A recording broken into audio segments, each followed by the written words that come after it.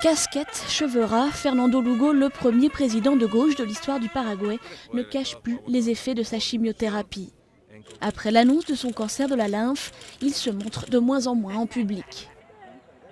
Le président prend davantage de précautions pour ne pas être en contact avec trop de gens dans des endroits fermés, avec la foule ou avec des gens malades qui pourraient lui transmettre des infections.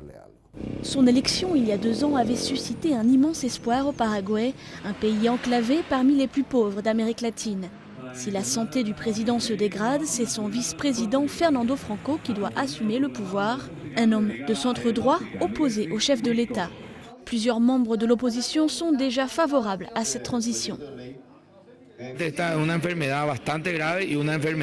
C'est une maladie assez grave dont le traitement va prendre du temps. Il devrait demander un congé maladie. Le président Lugo est intouchable en raison de la situation de sa santé et de ce que cela signifie, mais il est aussi très vulnérable. Affaibli physiquement, Fernando Lugo l'était déjà sur le plan politique. En 2 ans, sa popularité a chuté de 90 à 50%. L'ancien évêque a provoqué un scandale l'an dernier en reconnaissant être le père d'un enfant, puis il a perdu sa majorité au Parlement, ce qui le rend incapable de faire passer ses projets.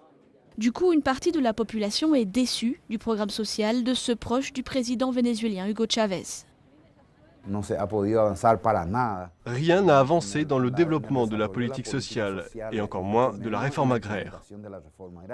Le cancer du président paraguayen se trouve à un stade avancé, mais ses médecins assurent qu'il peut guérir après 6 mois de chimiothérapie. Des informations contradictoires qui ne mettent pas fin à l'incertitude politique au Paraguay.